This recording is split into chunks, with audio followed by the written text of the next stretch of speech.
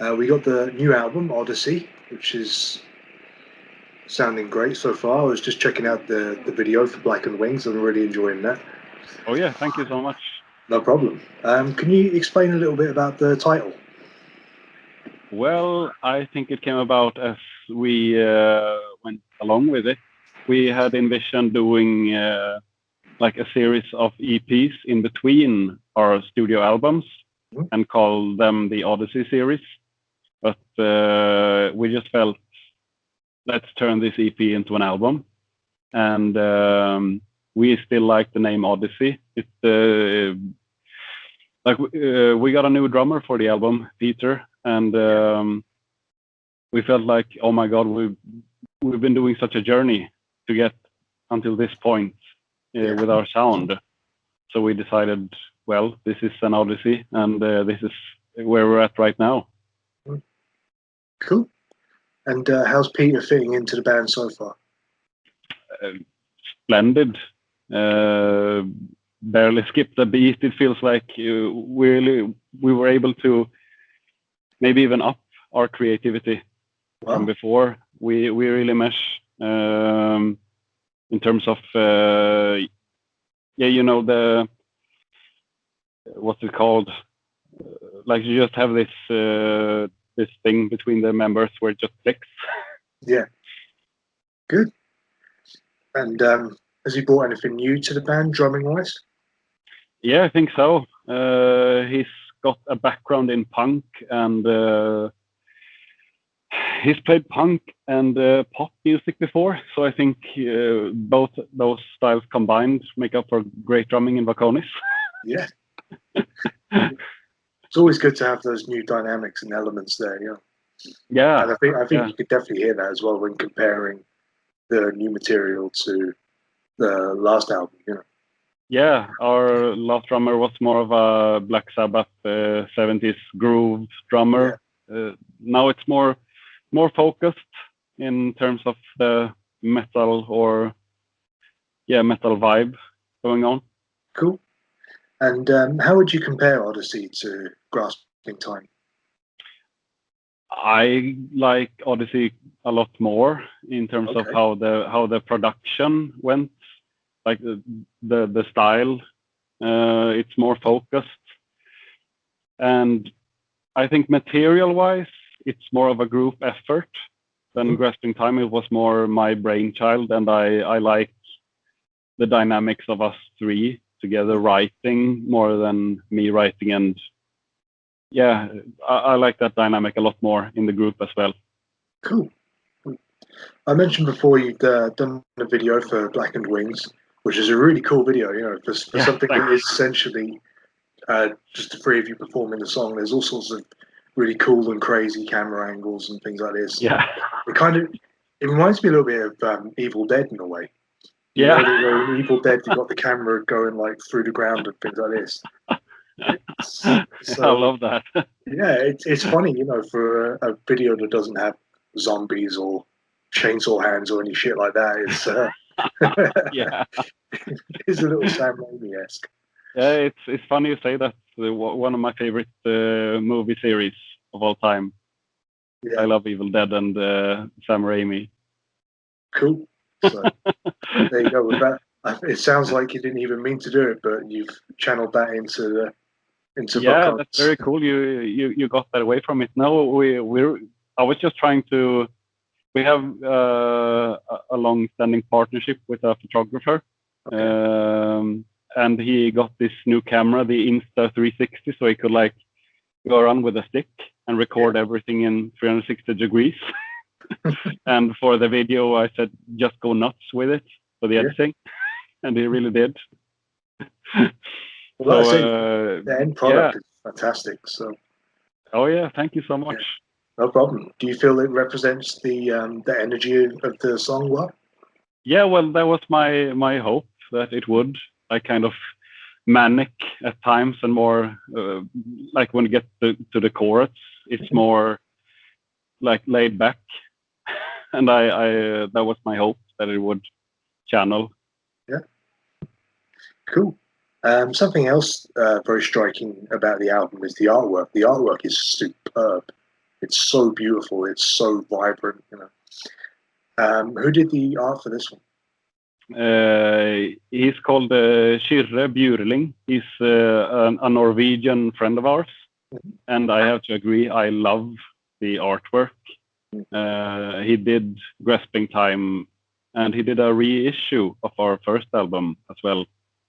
It's absolutely striking stuff. Yeah, and it's very different from the Grasping Time artwork, which again is fantastic art. I really like that one as well. But it is so different. So, yeah, I think you've got an artist for life there. He's so good. Yeah, I got into a lot of old prog rock bands between Grasping Time and Odyssey. So I think I kind of pushed Kyrre into doing like that old Roger Dean kind of thing from the Yes albums. Yeah. I love Yes. Yeah. No, that's definitely the vibe I got from it as well. Bands like Yes and a little bit of Genesis. Yeah. Yeah. So that's cool, yeah, and it's great as well that you can have that kind of style and that design, but you're not mimicking those bands. A lot of bands that we want our work like this band because we sound like this band. But with this, Vokonis is so different from bands like you said, Yes or Pink Floyd or anything like that. Yeah, there's clearly an influence, but it's a different animal. And I think that's a great thing when you buy a record and you get to sit down with it and kind of immerse yourself into the art. Yeah. Like for me, anyways, it kind of enhances the musical experience, even if it's like iconic photos on the front, like the Stooges, like the first album, the Stooges. Yeah. It's like, wow, this is very raw and punk, and you get the same kind of vibe with bands like Yes and Mastodon, but in a different way. And I kind of like, if we would have gone with a more like brooding or like metal artwork, it would have given off like the wrong vibe for the album, I think. Yeah. Now it's more like this fantastical, journey you're going on instead.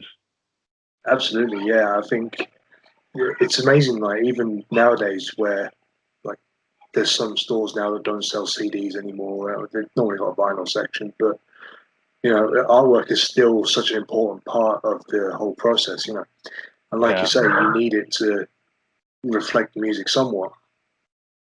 I mean, Vokonis is a fun band. Yeah, thank you. So that is the main goal, to have fun with it. Yeah. Like we really don't want to set any boundaries in terms of what we do in the band. And I think fun is, if you have fun playing it, I think it shows and you can hear it. Yeah. Cool. Well, lyrically, what kind of subjects are dealt with on this album? Well, it's like I ask my co-vocalist John T what he writes about, and it's all like existential dread and anxiety. But you're a fun band. Yeah, but we're a fun band. Me, it's more like whatever I'm feeling that day, whatever inspires me in the world, and we kind of weave that together. And for this album, it was like, it's a very weird state the world is in right now, and it's been in for the past years, especially with more right-wing leaders in the world. It gets you kind of depressed. So it's more like it's a reflection of like, how did it come to this? It's sort of that, like boiled down into, that kind of can fuel the anxiety part for some of us in the band. Well, once again, this album is being released through The Sign. Yeah. How's the relationship with the label been so far? Well, it's been good. We are. It's been very easy since we're in the same country, and it's very easy to strike up calls and like for planning and stuff. So it's been really good, and previously, before we worked with them, they carried a lot of artists we looked up to, such as Maida Vale. And I think they have worked with Skräcködlan also before, briefly. Other great Swedish bands. Cool. So, yes. Great roster. Yeah, for sure. So I think it's been a very good partnership, and we're all very happy for this new record. So you should be. Yeah. Unfortunately, nowadays we can't really do interviews without mentioning the pandemic. Had it caused any effect on the album in any way? I don't think so, honestly, because we recorded it. I think we managed to get the last recording sessions in slightly before the restrictions truly hit. So I think we were mainly done with it. The mixing part, it would have been done over distance anyway, and the mastering as well. So in that sense, no, it will certainly affect how people will listen to it, I think. Like, and for me especially, like it really hits certain notes for me, like feelings you're getting now while you're sitting home isolating, and like you want to escape more than ever with music, I think. Escapism is really important right now when you're listening to music, and if you can get out music now that provides people with that, that would make me very happy. Especially with as we talked about earlier, the art style, and us going into lengthy jams and stuff. I hope that will get people some like ease their everyday life. Yeah, no, it's definitely, like I say, it's a cool,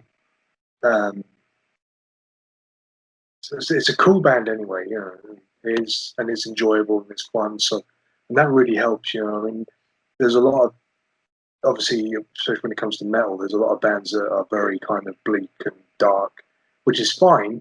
There's a need for that, but at a time when the world's gone to shit, it's good to have a band that can channel realistic subjects into music that's just enjoyable to listen to. You know, you can put it on while you're driving or something like that.